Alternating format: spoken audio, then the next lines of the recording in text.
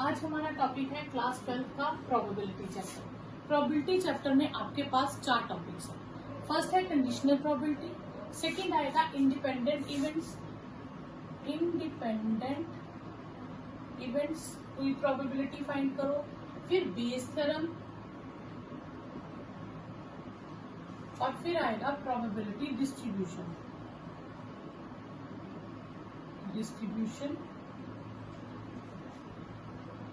एक fifth topic होता था बाइनोमियल बर्नौली ट्रायल्स, वो डिलीट हो चुका है। ठीक है, प्रोबेबिलिटी डिस्ट्रीब्यूशन में भी 2 टॉपिक आपके डिलीट हो गए हैं, mean and variance. Probability distribution आपके सिलेबस में है। ठीक है, तो ये चारों जो है ये इंडिपेंडेंट एक्सरसाइजेज है, किसी का इतना लिंक नहीं है दूसरे से। तो हर क्वेश्चन की हर मतलब एक्सरसाइज के हिसाब से मैं आपको कंडीशंस बता दूंगी कौन सा क्वेश्चन किस एक्सरसाइज का है और कैसे करना है। तो पहले हम करते हैं कंडीशनल प्रोबेबिलिटी। कंडीशनल प्रोबेबिलिटी का क्वेश्चन में जब भी लिखा होगा तो आप उसमें याद रखेंगे इफ गिवन। ठीक है, एक तो आपने फाइंड प्रोबेबिलिटी करना है, फाइंड द प्रोबेबिलिटी ऑफ कुछ भी ले लीजिए, सपोज करो इवेंट ले लीजिए। Find the probability of an event if this is happened, already happened, if this is given, या आपको वर्ड लिखा होगा conditional probability.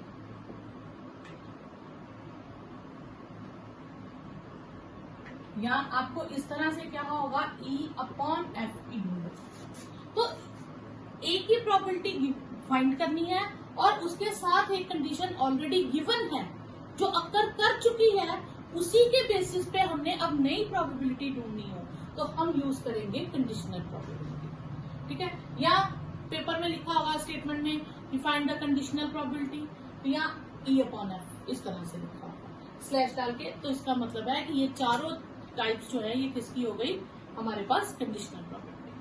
Probability of E/F अगर कभी ऐसा लिखा हो तो या आपने खुद से बनाना हो तो जिसकी प्रोबेबिलिटी फाइंड करनी है उसे हम E नाम दे देंगे और उसे हम न्यूमिनेटर में लिखेंगे, और जिसकी ऑलरेडी अकर कर चुका है उसे F नाम देंगे और डिनोमिनेटर में लिखेंगे। ये चीज याद रखिएगा, जिसको फाइंड करना है वह न्यूमिनेटर में रहेगा और जिसके गिवन है कि जो इवेंट पहले अकर कर चुका है वो डिनोमिनेटर में रहेगा। और प्रोबेबिलिटी ऑफ E/F का फॉर्मूला है probability of E intersection F upon probability of F। ठीक है, अब इसमें क्या है कि हमें E इवेंट भी कई बार पता होता है, F इवेंट भी पता है, हम उनकी इंटरसेक्शन फाइंड करते हैं और प्रोबेबिलिटीज निकाल लेते हैं। लेकिन कई केसेस ऐसे होते हैं, क्वेश्चंस आएंगे जिसमें से हमें E इवेंट नहीं मिलेगा, हमें सिर्फ F इवेंट के बारे में पता होगा।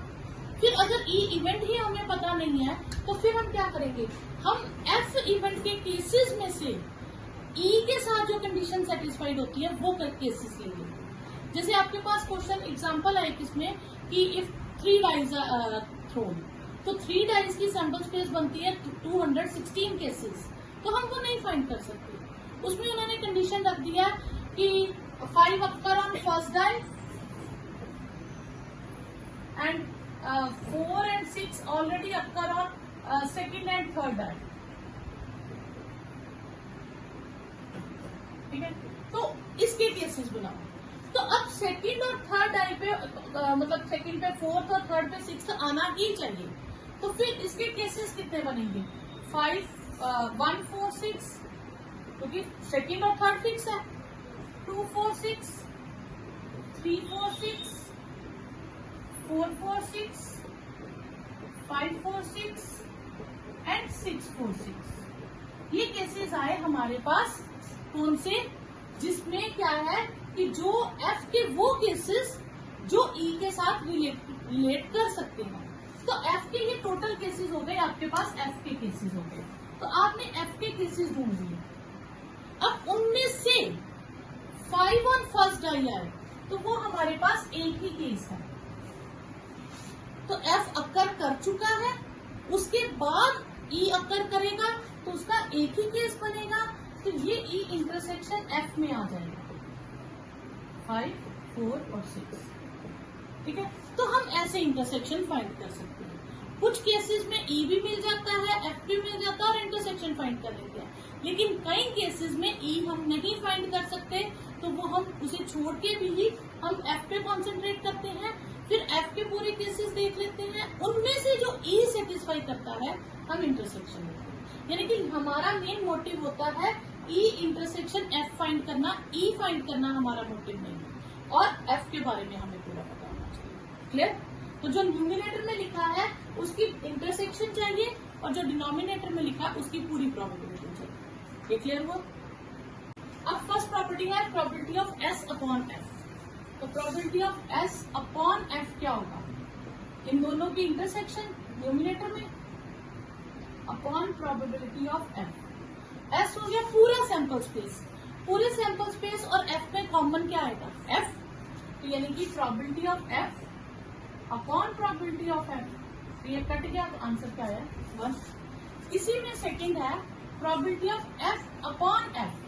तो वो हो जाएगा probability of F intersection F upon probability of F. F intersection F फिर प्रोबेबिलिटी ऑफ एफ भी हो गया, तो ये कट गया, अगेन 1। ठीक है, ये हो गया आपकी फर्स्ट प्रॉपर्टी। नेक्स्ट है let A and B are two events of a sample space F and F is an event of S. S का ही एक इवेंट है और probability of F is non zero. Then इसके दो parts कर लीजिए। A union B upon F की कंडीशनल प्रोबेबिलिटी होगी A upon F plus B upon F minus probability of A intersection B upon F. कैसे करेंगे? Solution P A union B upon F. तो रूल क्या कहता है? इन दोनों की इंटरसेक्शन, तो ये आ जाएगा probability of A union B intersection F upon probability of F. यही होगा। अब इंटरसेक्शन है और एक यूनियन है, तो ये डिस्ट्रीब्यूटिव प्रॉपर्टी लग जाएगी सेट्स की। तो ये जो पूरी चीज है आपके पास, ये इंटरसेक्शन एफ, ये जो है ये हम दोनों के साथ लगाएंगे, ए के साथ भी लगाएंगे और बी के साथ भी लगाएंगे। तो पहला हो जाएगा आपके पास ए इंटरसेक्शन एफ और दूसरा हो जाएगा बी इंटरसेक्शन एफ। और ये जो बी यूनियन था ये इन दोनों के बीच में आ जाएगा upon probability of F. Clear? अब ये एक सेट हो गया, ये दूसरा सेट हो गया। दो सेट की यूनियन का फॉर्मूला क्या होता है? फर्स्ट सेट की प्रोबेबिलिटी प्लस सेकंड की प्रोबेबिलिटी माइनस उन दोनों की इंटरसेक्शन की प्रोबेबिलिटी। तो probability of A intersection F intersection B, या हम इसको A intersection B intersection F भी कह सकते हैं, upon probability of F. Clear? अब अगर मैं इसको तीनों के नीचे सेपरेट कर दूं, A intersection F upon probability of F plus B intersection F upon probability of F minus probability of A intersection B intersection F upon probability of F. तो ये किसका फॉर्मूला बना? ए अपॉन एफ का बन गया। तो ये हो गया probability of A upon F plus probability of B upon F minus probability of A intersection B upon F. ये आपके पास फॉर्मूला है, यही हमें प्रूव करना।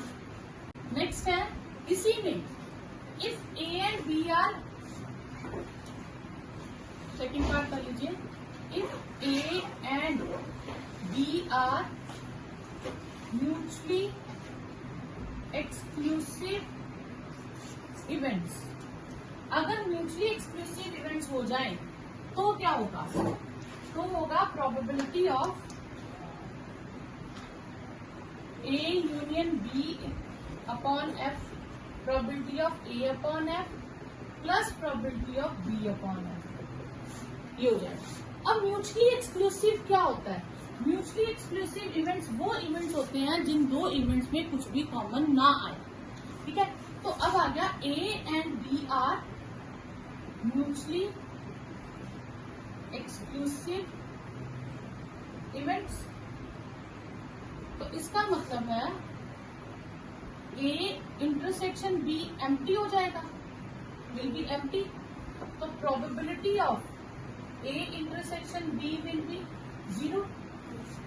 अगर ए इंटरसेक्शन बी में कुछ भी कॉमन नहीं है तो A intersection B intersection F लूं तो वो भी एम्प्टी हो जाएगी।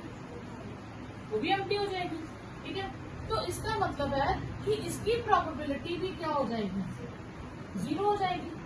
अभी हमने फॉर्मूला किया था A union B upon F का किया है, तो वो था probability of A upon F plus probability of B upon F minus probability of A intersection B upon F. तो जब ये 0 है तो इस पूरे की प्रोबेबिलिटी कितनी हो जाएगी, 0। तो ये 0 आ जाएगा, आपके पास आ जाएगा A upon F plus probability of B upon F. Next है probability of E dash upon F. E dash mean not E is 1 minus probability of E upon F. ठीक है, तो हमें पता है एस को हम लिख सकते हैं ई यूनियन ई डैश। तो अभी हमने किया था यहाँ पे ई यूनियन ई डैश करें और probability of S upon F कितना था, 1 फर्स्ट प्रॉपर्टी की।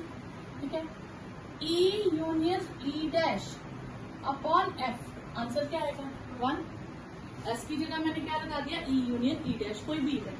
अब E and E dash are mutually exclusive, तो इनकी यूनियन की प्रोबेबिलिटी क्या होगी, probability of E upon F plus probability of E not upon F will be 1, क्योंकि इंटरसेक्शन वाला आएगा नहीं, इंटरसेक्शन 0 हो जाएगी। तो अब इसको उठा के आप इधर शिफ्ट कर दीजिए, तो E not upon F will be 1 minus probability of E upon F आ जाएगा। फर्स्ट क्वेश्चन है E and F are 2 events. E की प्रोबेबिलिटी है 0.6, एफ की है 0.3, इंटरसेक्शन की है 0.2। ई अपॉन एफ फाइंड करो, तो ई अपॉन एफ का हमारे पास फॉर्मूला क्या है, probability of E intersection F upon probability of F. ठीक है, तो ई इंटरसेक्शन एफ की प्रोबेबिलिटी है 0.2 और एफ की है 0.3, तो ये आ जाएगा 2/, आपके पास आंसर। फिर आपको सेकेंड पार्ट में ढूंढनी है एफ अपॉन ई, तो वो आएगा probability of F intersection E upon probability of E. E intersection F या एफ इंटरसेक्शन ई सेम हो गया, तो ये प्रोबेबिलिटी आ गई आपके पास 0.2 और इसकी है 0.6, ये हो गया 2/6 1/3। ए अपॉन बी की ढूंढनी है, बी की दी है और इंटरसेक्शन की दी है, तो probability of A upon B का फॉर्मूला क्या हो जाएगा, probability of A intersection B upon probability of B, ये हो जाएगा 0.32 अपॉन 0.5। ठीक है, ये 32 अपॉन 50, तो 2 से कट कर दो 16 अपॉन 25, आंसर है। ठीक है, अब डेसिमल कट करना हो ना तो आसान तरीका क्या होता है, डेसिमल के एंड लास्ट में सेम डिजिट्स बना लो, तो डेसिमल कट गया। ठीक है, तो फिर आप लीजिए। हमें दिया प्रोबेबिलिटी ऑफ ए हमें गिवन है 0.8, प्रोबेबिलिटी ऑफ बी गिवन है 0.5 और probability of B upon A given है, B upon A is 0.4। B upon A का formula B intersection A upon probability of A, वो हमें दे दिया 0.4। बी इंटरसेक्शन ए तो हमें पता नहीं है, ए पता है 0.8। This means probability of A intersection B will be 0.4 into 0.8, that is 0.324। ठीक है, ये आ गया इंटरसेक्शन, फर्स्ट पार्ट हो गया। ठीक है, second part probability of A upon B find करो, तो वो क्या हो जाएगी, A intersection B upon probability of B. A intersection B आई 0.32 और बी की कितनी है 0.8। ठीक है, तो 32 अपॉन 80, ये 16 2 सा, ठीक है 16 5 सा, 2/5 आ गई। Third part probability of A union B find करो, वो क्या है, probability of A plus probability of B, इसको 0.4 भी लिख सकते हैं, minus probability of A intersection B. A की है हमारे पास 0.8 प्लस 0.5 माइनस 0.4। ठीक है, तो ये आ जाएगा ये मैंने गलत लिख दिया यहाँ पे, यहाँ पॉइंट बी की लिखनी थी ना, बी की थी 0.5, 32/50, तो ये आ जाएगी आपके पास 0.64। ठीक है, तो ये इंटरसेक्शन की तो इंटरसेक्शन आपके पास 0.3 है, तो ये हो गया 1.3 माइनस 0.32। ठीक है, तो ये आ जाएगी 0.98। नेक्स्ट है probability of A union B find करना। तो double probability of A and probability of B both are 5/13। तो this mean double probability of A जो है वो 5/13 है और प्रोबेबिलिटी ऑफ बी जो है वो भी 5/13 है। कंपेयर करेंगे तो प्रोबेबिलिटी ऑफ ए आ जाएगा आपके पास 5/26 और probability of A upon B ये है 2/5। तो probability of A upon B को क्या लिखेंगे, A intersection B upon probability of B is 2/5। Okay, A intersection B तो हमें पता नहीं है, तो probability of A intersection B will be 2/5 into probability of B 2/5। Probability of B है 5/13, तो ये आ गया 2/13। इंटरसेक्शन की प्रोबेबिलिटी आ गई आपके पास। यूनियन की प्रोबेबिलिटी क्या होती है, ए यूनियन बी की probability of A plus probability of B minus probability of A intersection B. तो ए की है हमारे पास 5/26, बी की है 5/13 और ये है 2/13। 26 एलसीएम आ गया, 5, 10 और 4, 11/26। इसमें हमें प्रोबेबिलिटी ऑफ ए गिवन है, बी गिवन है और यूनियन गिवन है। तो पहले हमें क्या फाइंड करना है, इंटरसेक्शन। ठीक है, तो probability of A union B का formula probability of A plus probability of B minus probability of A intersection B, और ये हमें दिया 7/11, 6/11, 5/11 minus probability of A intersection B. A intersection B left में शिफ्ट कर देते हैं, तो ये हो गया 11/11 माइनस 7/11, तो ये आपके पास आ जाएगा 4/11। क्लियर? अब फर्स्ट पार्ट हो गया। सेकेंड पार्ट के लिए आपको चाहिए probability of A intersection B, तो ये फॉर्मूला आ जाएगा probability of A upon B find करना है, that will be probability of A intersection B upon probability of B. ठीक है, तो ए इंटरसेक्शन बी की है 4/11 और बी की कितनी है 5/11, 11 cancel, 4/5। Third part probability of, ठीक है, probability of B upon A, वो आएगा probability of A intersection B upon probability of A. तो इंटरसेक्शन की 4/11, ए की 6/11, ये आएगा 4/6, 2/3। तो ये आपके पास आएगा। Next is find E upon F if a coin is tossed 3 times. If a coin is tossed 3 times, then sample space will be HHH, HHT, HTH, PHH, HTT, PHT, TTH और TTP. The 8 cases will be there. What is E? E is head on third toss. So it will be HHH. Head on third toss, तीसरे toss पे head आए तीसरे number पे, तो जिन पे तीसरे number पे हेड है हम वो लेंगे। ये 4 केसेस आ गए हमारे पास।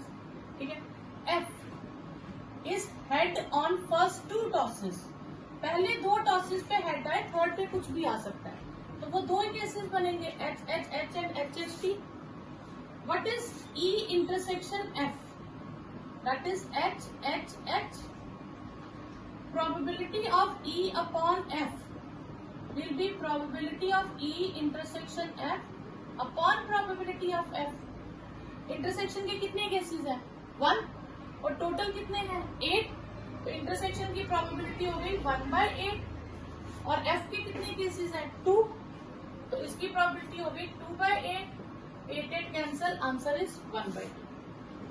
Next is E is at least 2 heads. At least 2 heads mean 3 heads are also possible there. H H H, H H T, H T H and T H H. At least 2 heads. ठीक है. F is at most 2 heads. 2 heads, 1 head, no head is possible. More than 2 head is not possible in F. So it will be H H T, H T H, T H H, H T T, T H T, T T H, T T T. ठीक है. 2 से ज्यादा नहीं हो सकते. Eight most 2 mean 2 या 2 से कम. तो E इंटरसेक्शन F वो आपके पास आएगा H H T, H T H और T H H. अब आपको फाइंड करना है E अपॉन F. वो होगा probability of E intersection F upon probability of F. Intersection में कितने केसेस है? 3 अपॉन 8. और F में कितने केसेस है? 1 2 3 4 5 6 7 केसेस. तो आंसर विल बी 3/7. है at most 2 tails. At most 2 tails mean 2 से ज्यादा टेल्स नहीं आ सकती. तो H H H चलेगा, no tail. H H T, H T H, T H H, 1 tail वाला भी चलेगा. 2 tails H T T, T H T and T T H. ठीक है. F is at least 1 tail. कम से कम 1 टेल होनी चाहिए. 1, 2 या तीनों टेल. तो आपके पास H H T, H T H, T H H, H T T, T H T, T T H और T T T. ये आ जाएंगे. ठीक है. अब इंटरसेक्शन में क्या आएगा? सारे कॉमन आएंगे सिर्फ इन दोनों को छोड़ के. तो H H T, H T H, T H H, H T T, T H T और T T H ये कॉमन आ जाएगा. तो probability of E upon F क्या हो जाएगा? Probability of E intersection F upon probability of F. Intersection की हो गई 6/8 और ये हो गया 7/8. तो ये आपके पास आंसर आ गया 6/7. ये है आपके पास नो टेल अपियर. तो आपके पास केसेस आ जाएंगे H H और F है no tail appear. Sorry no tail appear H H, no head appear T T. तो E इंटरसेक्शन F क्या आया? एम्प्टी. तो probability of E upon F क्या आ जाएगी? Probability of E intersection F upon probability of F. Intersection में कोई है ही नहीं. 0 केसेस आउट ऑफ 4 और F की क्या है? 1/4. Answer is 0/1. That is 0. A die is thrown 3 times. अब 3 टाइम्स है तो उसमें कितने केसेस बनेंगे? टोटल केसेस हो जाएंगे आपके पास 6⁻³ यानी कि 216 केसेस, 216 केसेस. अब हम 216 केसेस की सैंपल स्पेस नहीं बना सकते. Clear? 4 appear on third toss. Third toss पे 4 आए वो E लेता है. अब थर्ड टॉस पे 4 कितनी बार आ सकता है वो तो हम कभी नहीं ढूंढ सकते. ठीक है. हाँ, ये है कि F में 6 and 5 appear respectively on first 2 tosses. यानी कि पहले में 6 ही आए और दूसरे में 5 आए. ये फिक्स है. तो उसके साथ थर्ड की क्या ऑप्शन हो सकती है? 1 भी हो सकता है, 6 5 के साथ 2 हो सकता है, 6 5 के साथ 3 हो सकता है, 6 5 के साथ 4, 6 5 के साथ 5 और 6 5 के साथ 6 हो सकता है. ये F के केसेस है. अब मैंने आपको बताया था कि E अगर हमें ना भी मिले तो भी हम फाइंड कर सकते हैं E अपॉन F. क्यों? क्योंकि हमें E की वैल्यू नहीं चाहिए. हमें किसकी वैल्यू चाहिए होती? E intersection F. तो E कह रहा था 4 ऑन थर्ड टॉस. तो E इंटरसेक्शन F क्या हो जाएगा कि जिसके थर्ड टॉस में 4 आए, फर्स्ट और सेकंड टॉस में 6 and 5 आए, तो वो एक ही केस बनेगा 6, 5 and 4. ये इंटरसेक्शन हो गई. क्लियर? तो probability of E upon F का फॉर्मूला क्या हो जाएगा? Probability of E intersection F upon probability of F. Intersection में एक ही केस है और टोटल 216 केसेस है. और F के पास कितने केसेस हैं? 6 केसेस. 216 कट गया तो 1/6 आपके पास आंसर है. Mother father and son line up at random for a family picture. तो वो खड़े हो रहे हैं, तो उसमें क्या केसेस हो सकते हैं? तो हम मदर के लिए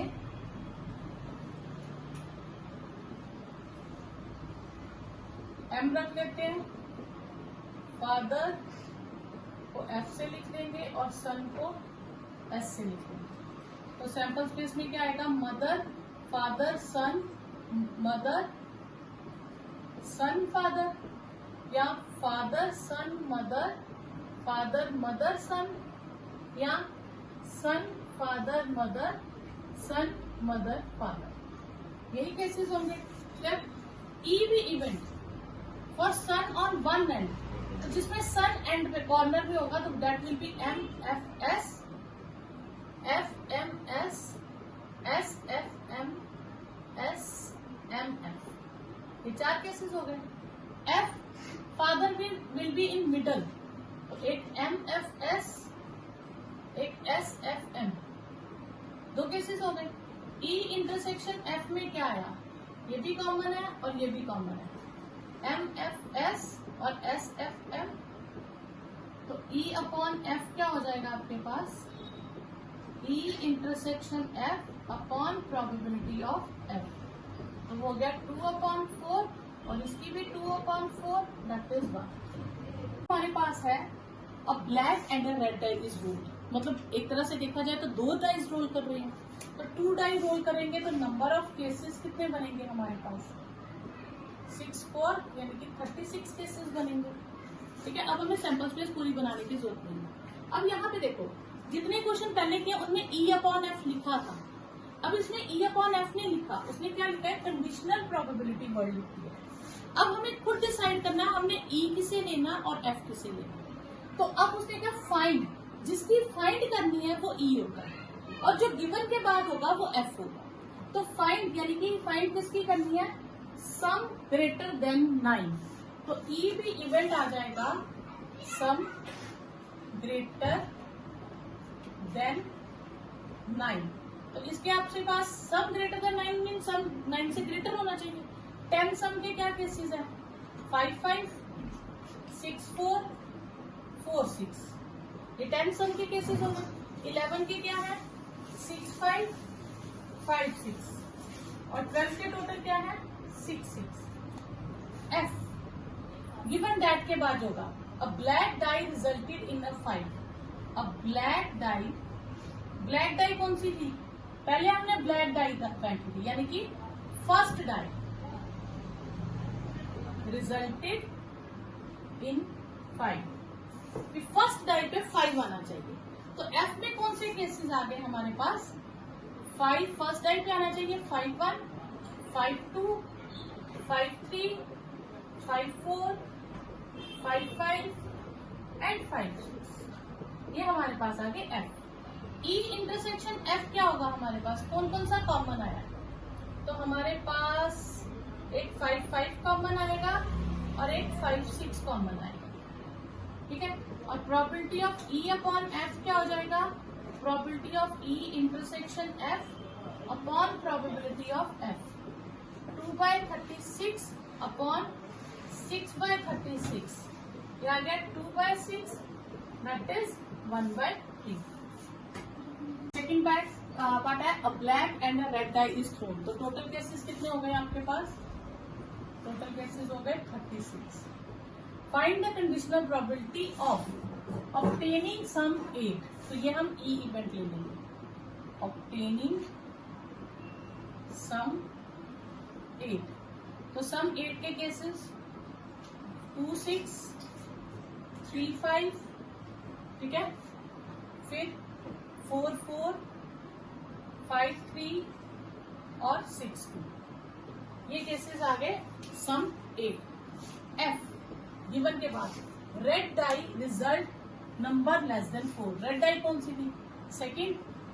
रेड डाई मतलब second die resulted number less than 4। तो आपके पास इसके केसेस क्या आएंगे? लेस देन 4 मीन 1 2 3, तो 1 1, 2 1 3 1 4 1 5 1 6 1 याद रहेगा। देन 1 2 पूरी लाइन और 1 3 ये भी पूरी लाइन है। क्लियर? तो एफ में ये आ गया ई इंटरसेक्शन एफ, इनमें कॉमन क्या है उसके बाद। Okay, second die resulted 4 less than 4, तो हमारे पास इनमें कॉमन कौन सा आएगा?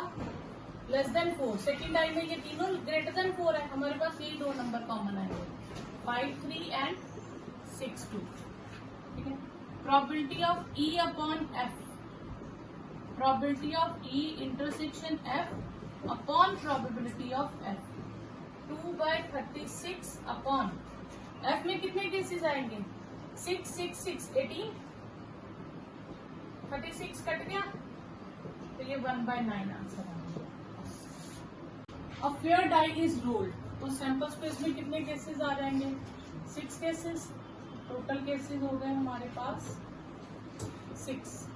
ई है आपके पास 1 3 5, एफ है 2 and 3, जी है 2 3 4 and 5।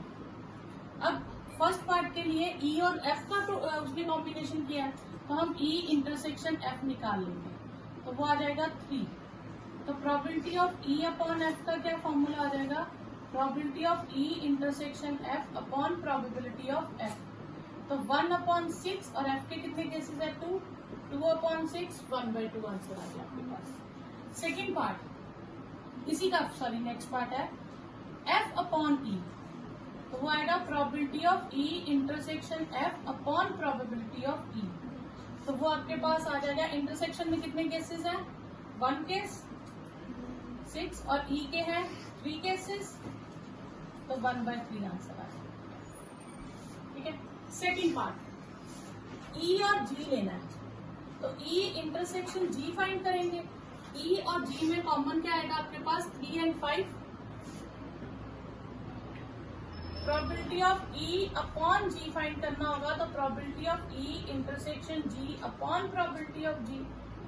इंटरसेक्शन की आ गई 2/6 और जी में कितने केसेस है? 4, 4/6 2/4 1/2। नेक्स्ट है G upon E, probability of E intersection G upon probability of E. Intersection में 2 केसेस, ई में है हमारे पास 3 केसेस, आंसर आ गया 2/3। में ढूंढना ई union F slash G upon जी, तो पहले हम ई यूनियन एफ लिखते हैं। ई यूनियन एफ, ई यूनियन एफ क्या आएगा? 1 2 3 5, 1 2 3 और 5। इसकी हम इंटरसेक्शन करेंगे जी के साथ। 1 2 3 5 और 2 3 4 5 में से कॉमन क्या आ जाएगा? 2 3 और 5। Probability of E union F upon G हो जाएगा probability of E union F intersection G upon probability of G. ठीक है, इन दोनों के में कितने केसेस है? 3/6 और जी के कितने केसेस है? 1 2 3 4, 4/6, तो 3/4 आपके पास आंसर है। नेक्स्ट है ई इंटरसेक्शन एफ ढूंढो। ठीक है, ई इंटरसेक्शन एफ में कॉमन क्या है? 3। फिर ई इंटरसेक्शन एफ की इंटरसेक्शन जी के साथ ढूंढो, क्योंकि अपॉन में जी है, जो अपॉन में होता है उसके साथ इंटरसेक्शन लेंगे। अपॉन में जी है और 3 और इसकी इंटरसेक्शन लेंगे जी के साथ, तो अगेन 3 आ जाएगी। तो probability of E intersection F upon G हो जाएगा probability of E intersection F intersection G upon probability of G. और इंटरसेक्शन में कितने केसेस है? 3, 1/6, एक ही केस आया ना, ओनली 3। और जी में कितने केसेस हैं? 4, 4/6, दैट इज 1/3 आपके पास answer. Assuming that each born child is equally likely a boy or a girl, a family has 2 children, तो सैंपल स्पेस में क्या केसेस होंगे? Both are girl, girl boy, boy girl, या both are boys. ये cases होंगे। E भी event जिसकी हमें फाइंड करनी है, what is the conditional probability that both are girls, तो ये जो हो गया ई हो गया फर्स्ट केस, ई मीन वो आर गर्ल्स, तो वो आ गया आपके पास गर्ल गर्ल। एफ हो गया the youngest is girl, youngest is girl, छोटी लड़की होगी तो ये आपके पास केसेस आएंगे जी जी और बी जी। अब ई इंटरसेक्शन एफ में क्या आ गया आपके पास, जी जी, तो probability of E upon F क्या हो गया, probability of E intersection F upon probability of F, 1/4 और 2/4, 4 टोटल केसेस है इसलिए 4 से डिवाइड करेंगे, ठीक है। सेकेंड ई आपके पास सेम वही है, both are girls,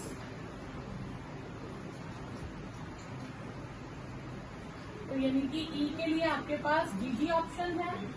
F at least one is a girl, at least one is a girl, ये आ जाएगा G G B G G B, at least one girl होनी चाहिए, तो ई इंटरसेक्शन एफ में आपके पास आ गया जी जी, तो probability of E upon F हो जाएगा probability of E intersection F upon probability of F.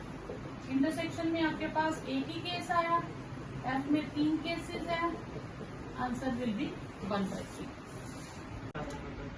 An instructor has a question bank 300 easy true false questions, तो easy true false questions कितने हैं हमारे पास 300, number of, and number of difficult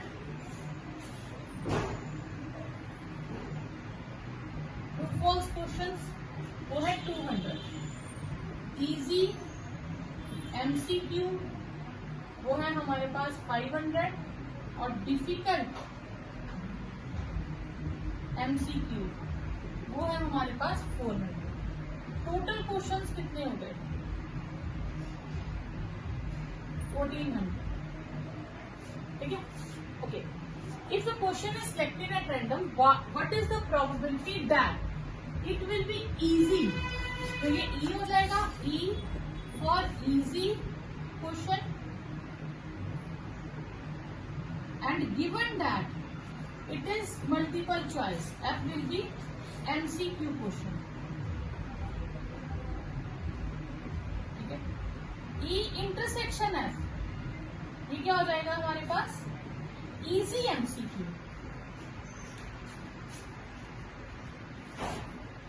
जो easy भी हो और MCQ भी हो, वो इंटरसेक्शन हो जाएगा।